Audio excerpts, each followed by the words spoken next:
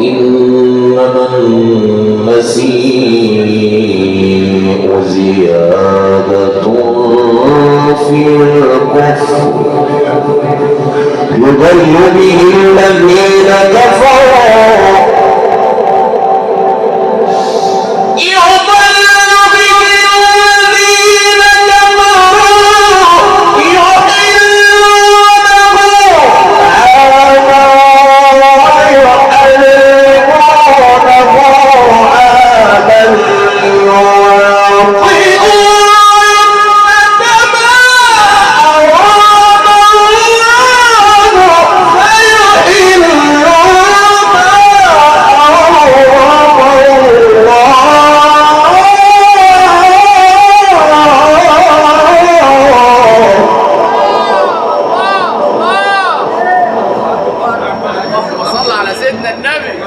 عليك يا شيخ.